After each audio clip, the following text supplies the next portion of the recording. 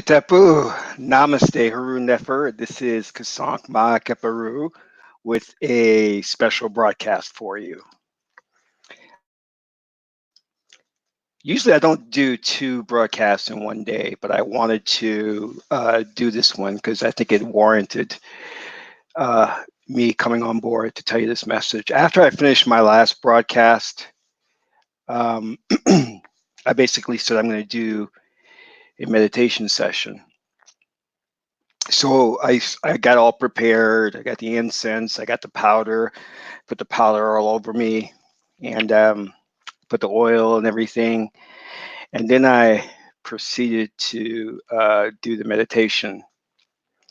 And you know, anytime I do a meditation, the goal, of course, is to go deep. But this time I went really, really deep, really deep. And there is a theory where they call it the template reality. The template reality is the structure of what creates this reality. And some want to go in there and kind of like mess around with the template reality because if you can manipulate it, you can then change this reality. But that wasn't my goal, but I was keeping that in mind as trying to reach those depths. So what happened was I went really, really deep. And I'm not really sure if many of you Magi's have gone deep into the trance state, but it can be a very, very unsettling process when you come out. So I was in the deep trance state, and as I prescribe that many of you should do, is you just visualize how you want your day to go. Or you may visualize yourself living in abundance or having money or just having a very prosperous life. But ideally, you should be visualizing how you want your day to go. And that usually, if you do it right, you will see the fruits of your labor the next day. So what I was doing with this is I was basically visualizing how I wanted my day to go tomorrow, and even taking it as far as the week and the month and things like that.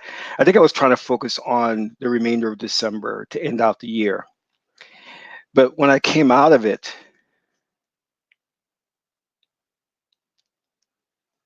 it was like, oh, where am I? Where am I? And it was very unsettling because I had went so deep that when you come out, you're kind of disoriented. And I felt a little nauseous too because I had gone so deep. And it took me a while just to get my bearings. So I went outside, I took a walk to get some oxygen to wake myself up. And I had a little bit of a headache. And I was like, oh my God, I went too deep this time. You know what I mean? And I was still a little dizzy, still a little nauseous. And I came back, had a little something to eat, and kind of got my bearings. Now I feel a little better. So, what I wanted to basically do was to tell you, Magi's, to thank you for your support. It means a lot to me. Thank you for choosing to embark on this journey because this journey is a tough one because this is where you're going to have to go alone. A lot of people may not support you, a lot of people may shun you because you're following truth. But stay the course, great things will happen to you. And I'm so glad and blessed to be around a lot of good people like you, Magi's. So I want to really say thank you. You know, and oftentimes when you do meditations and you go deep, you have you have these these epiphanies, or you get some insight. You know what I mean? And I got a lot of insight of the meditation. But most importantly, I just wanted to let you all know how very, very special you are. It takes a very strong person, a very special person to get on this path. It's not for everybody. It's definitely not for everybody. See, most people want to go according to the status quo. They want to not rock the boat because it's safer that way. They're in their comfort zone. You know what I mean? And because they do so, they may gain certain advantages or appear to gain certain advantages from the outside. But in reality, they're not growing. They're not evolving.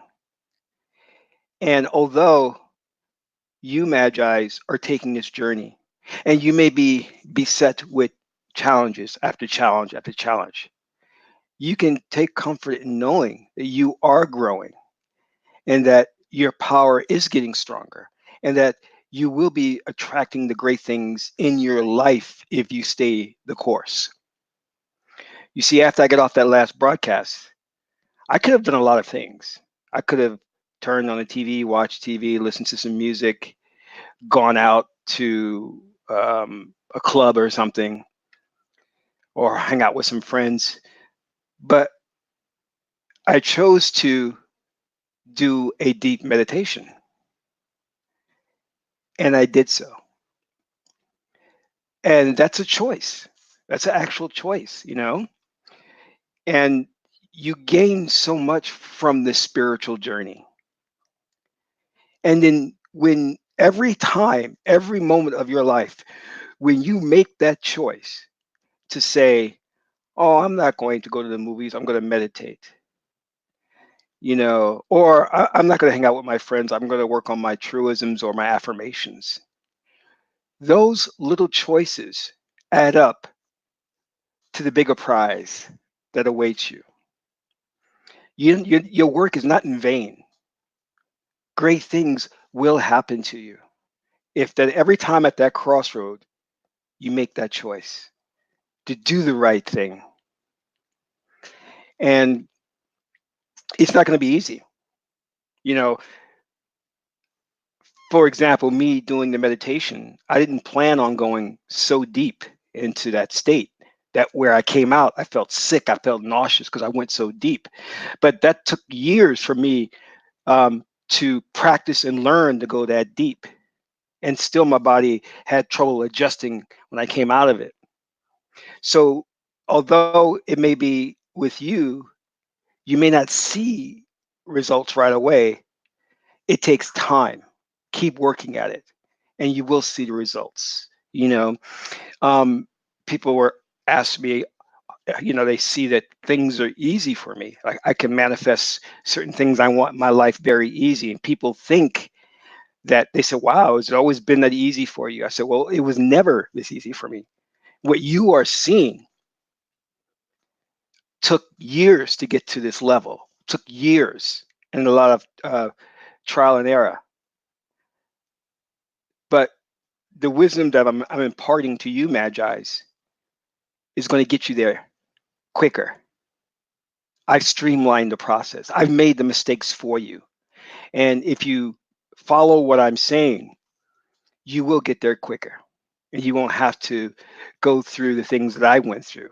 You know, I lost friends and family members because I chose this path. And you probably will not have to go to that extreme to where you're going to lose contact with friends and family, because I've already told you that this is something you have to keep secret. This is something you have to work on your own and keep it from the majority of the people.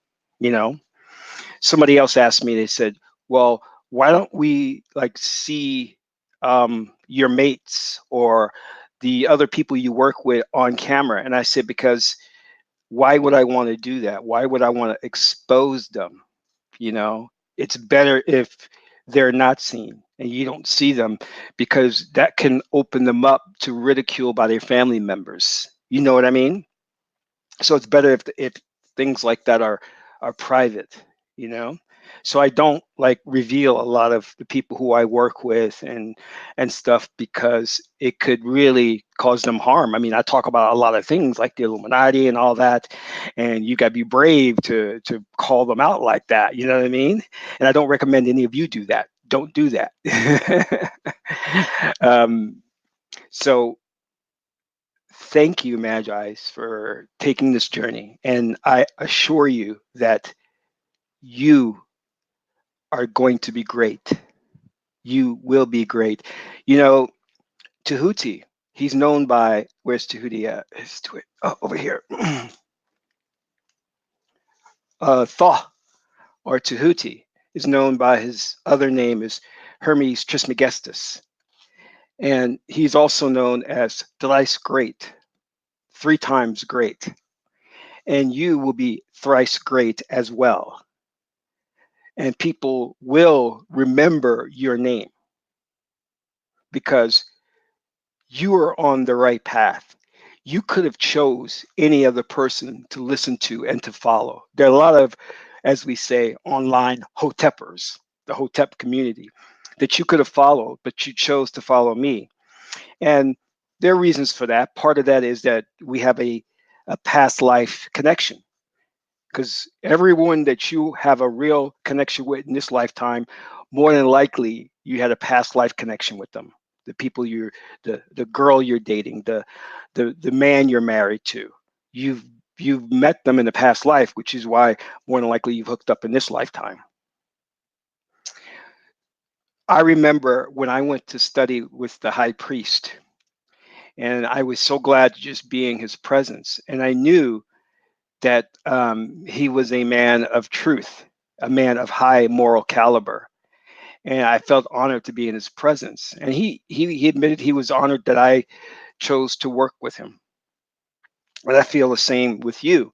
And I noticed, and one of the reasons why I'm saying this is because, I've heard stories of individuals who have been following certain gurus who let them down, who took their money. And I feel so bad for these individuals. And I'm not sure why they chose to follow those so-called gurus. Because looking at it, for me, I could tell they were fraudulent. They were phony. You know, they were cursing. They had beefs with other people online, and that's a sure telltale sign that something's not right. So I'm not sure why people chose to follow them, but they got burned. So now they know. But I feel a certain responsibility to, to be to walk the path of Ma'at as much as possible. Am I perfect? No. Who is perfect? No one's perfect. We all make mistakes. But as I said before, um, when you get to that fork in the road, those little decisions that you make to meditate or not to meditate, or to work on your affirmations or not, add up to you becoming a very spiritual person. And I may not see it. I may not see the things that you're doing, but the ancestors do. God does. They see what you're doing. And one thing important to know is that you're never alone. They have your back, they're with you. So, although you think you're walking this journey alone, you're not. They're always there. And you can talk to them. You can talk to the ancestors. You can talk to Netta, Source, God, and they will respond. So, don't believe this notion that you talk to them and you can't get a response from them. You will get a response from them. You just have to know how to read the signs. They set things up for you, which we call synchronicity. They bring you good fortune, and you may not recognize it, but they do respond to you when you talk to them. Tonight, when you turn out the lights to go to sleep, talk to the ancestors, talk to God, tell them what you want. There's nothing wrong in saying, hey, I want this. I want financial prosperity. I want a new mate. I want a house. I want a car. There's nothing wrong with asking for that. And do the best you can to live a Ma'at life. You know, try to live upright. You see, the one thing that these religions won't tell you is this: we all have a theme or a destiny. And we are playing that out individually. My destiny is different from your destiny. We don't have the same destiny. My hangups and my triggers are different than your trigger. And we must learn to figure it out and work on it. You see, the modern religions will make you think that we all are working on the same thing, that you're supposed to be good in this lifetime. Live by the Ten Commandments, be good, treat others as they would treat you. Well, that's obvious. We all know that you should be good. You get no extra points in this lifetime for being good. But what is of paramount importance is that you live according to your destiny. If your destiny says this, you must learn to give, seeking nothing in return, then you must, in times of need, when others need it, you're going to have to give of yourself to them. And you may not feel like it, you may not want to. Someone may come to you and say, look, I need $100. Can you lend it to me? And you may not have that much money, but you do have enough to lend to them. And you may not want to do it, but that's your destiny. Your destiny says give, seeking nothing in return. So you're going to have to give so you can fulfill your objective, your destiny. All right. My my destiny may be another example to express joy, even when I'm faced with suffering. So I may be inflicted with a disease that causes me pain daily, but I have to be joyful in spite of that. That's my destiny. Do you see how it's a very individual thing? That's what you're supposed to be doing. The idea of treating others right, being a good person, don't steal, don't murder, don't sleep with another man's wife or whatever, those are given. Yes, those are things you should know coming into the lifetime to do. But again, what God is looking for is the fact that God has come into this existence and placed his consciousness within your vehicle so that God can have an experience. And that experience amounts to a theme. God gives us all a theme to explore, which we call your destiny. That's what God wants. God needs you to explore that theme, to live according to your destiny. No extra points for being good. You're supposed to be good. But he needs you to explore your destiny. Okay? And if you don't know what your destiny is, you need to do an oracle reading, and the oracle will reveal what your destiny is. You should have done that already, my Magi's. That's important. That's very important. That's your mission in life, is your destiny. Because in fulfilling your destiny, you help God, Netta, Source, to understand itself more. That's why God created us, because God needed a vehicle to come into this fourth dimensional world. See, God's true essence is immaterial. God's true essence cannot be felt, cannot be seen. So God had to find a way to come into this existence so it could have an experience. And it created the shell of a body called Geb, or the vehicle. And then it places consciousness within the vehicle so that it could explore the themes. And that's why God needs you. But don't forget, don't get caught up that you are God. The true essence of who you are is not Mike. It's not mind is the matter. It's not Tohaharu. You are Osair. You are the all-seeing eye. You are consciousness, because the all-seeing eye is a symbol for consciousness, and you are consciousness. See, the wonderful thing about this is when you truly understand who you are, that you have no beginning and you will have no end, you will exist for infinity. When you truly understand the essence of who you are, which you can experience by doing astral projection, traveling through other dimensions, to other worlds, and meeting interdimensional beings. And when you meet these beings, they see you for your true self, which is consciousness. And it's a very raw and enlightening experience. It is like sitting down and talking to somebody when you're naked. You have no clothes, you're not hiding your body. They see who you really are. That's what it's like to astral project and to meet interdimensional beings and have a relationship with them and have a conversation with them, if you can call it a conversation. They see the true essence of who you are, and you see the true essence of who they are.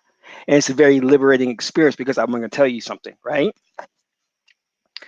When you talk to other people in this fourth dimensional plane, they see you as a race, as a gender, as a physical person. And that's how they relate to you. But when you are in your true essence and your true form of consciousness and you are meeting other consciousness,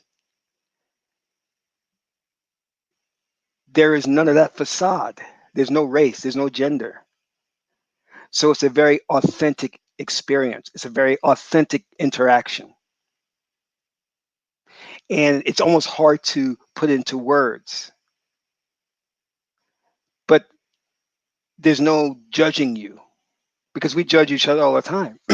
You can't help, there's a term you don't get a second chance to make a first impression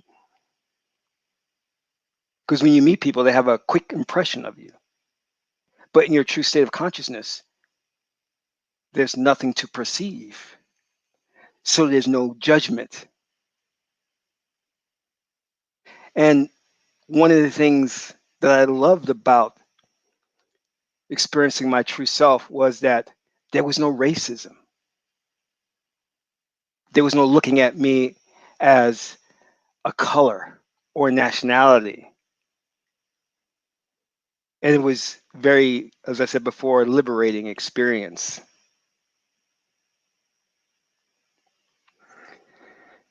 So if you haven't done that, if you haven't experienced astral projection, I highly recommend that you try it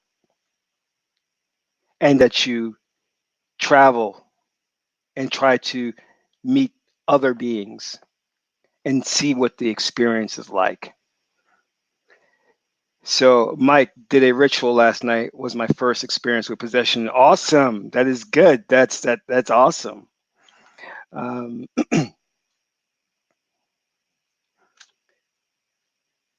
yeah, two live in one day. That's right, man. We're getting down. We're really getting to the spiritual heart of things. Thank you, Haru. Thank you. I think I was watching a video where you came on, and I was like, "Oh my God!" I was like, "Yeah, I think you came on to one of my videos live, and we were talking." And I was like, I looked at her. I said, "Oh my God, who's that beautiful woman? I got to make her my next wife." By the way, I'm accepting applications. If you want me to put your application to the top, let me know. Okay. Um, but don't give up. Don't become disheartened. If you have friends and family members who criticize you, and try not to talk too much about it to them about what you're doing, because you don't want them to think that you're. Unfortunately, even though you're living truth, they'll think you're crazy. When in reality, they're crazy. You know what I mean? Because they're living according to this sick status quo, which really can drive you insane. That's the purpose of it, because the system wants to stress you out. It wants to make you a slave to the system. And your goal is you're trying to awaken Osir within you, the God within you, awaken the God within you. That's what you're trying to do. And the ancestors in God recognize those efforts. And as such, you're doing God's work. And God will thank you for it. And what does Kevin Davis say? Kevin says, isn't the dream world part of the astral? I experience dreams all the time, but my brother says he can astral project and see his own body and remember everything. Yeah, that's true. That's exactly right. Yeah, like awesome. Hey Nikki, how's it going? You're back. That's awesome. That is awesome. Um, I don't recommend that you go too deep into trance because, like I said, when I started out with this broadcast talking about how I did a meditation and I went very deep, and when I came out, I felt nauseous and sick and dizzy. So don't go too deep, because there have been stories of people who gone so deep that they couldn't come back, and that's a possibility that can happen. But more than likely, if you go deep and you come back, you'll just be a little bit nauseous and sick. But you will acclimate back to this fourth dimensional plane. Oh, thank you, Haru. Thank you for the donation. It's much appreciated. Thank you so much. I appreciate it. And what else do we have here? You said I set up an altar and tapped into an energy I had written on candles, lost control once I focused energy towards the altar. Yeah, there's a whole thing around candle magic. You can perform. I do a lot of that, and I work with a lot of girls who they're witches. They follow Wicca, and they do candle magic. And they're always, whenever I need, they'll make me a really nice candle. Um, and if I, depending on what I need, they can do that. So that's great.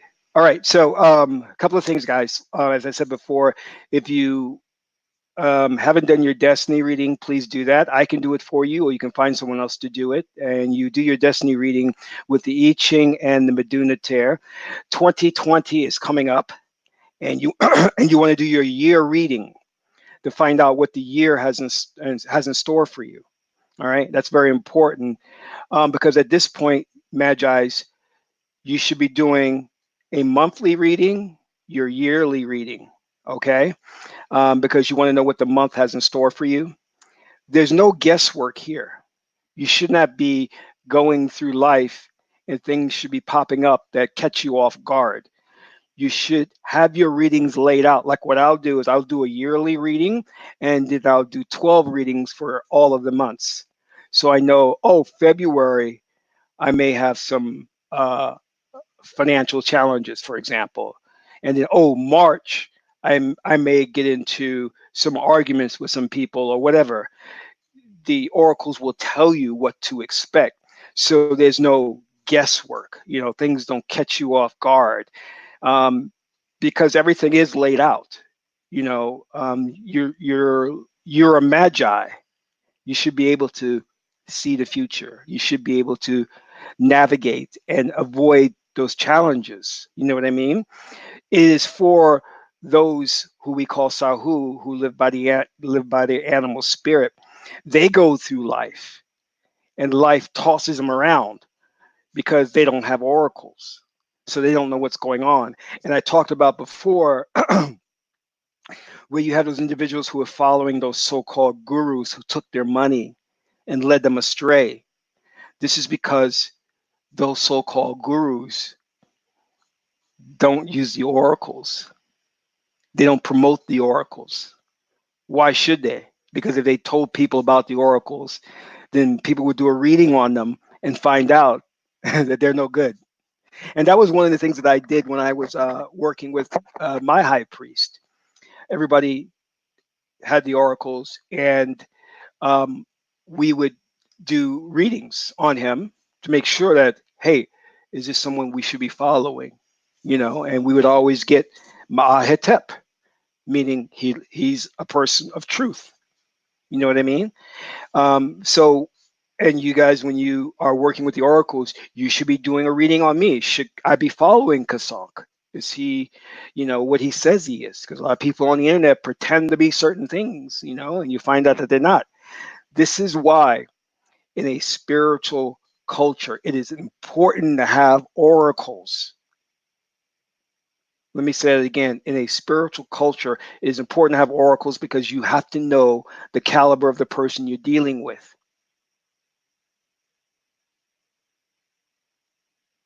Your mind can be led astray.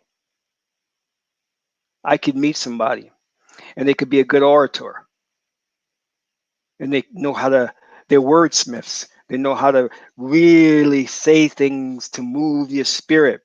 And they may seem so passionate. But then when you do the oracle reading, you find out they're full of shit.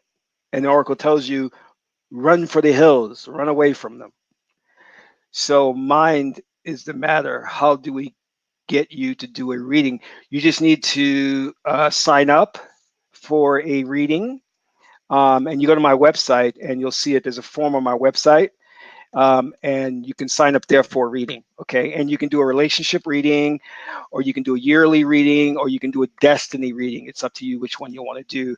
But typically, when you go to the oracles, the first reading that you want to do is a destiny reading, because that's the first thing you want to find out. Why did you come to Earth? What is your purpose in coming to Earth?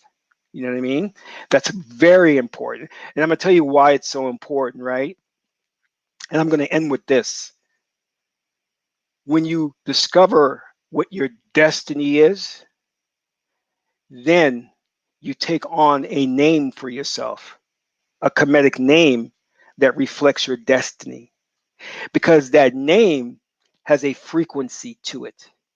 So that when people call you by your name, like Kesank, Ma'a, Keperu, that by them saying that, it gives you energy to fulfill your destiny.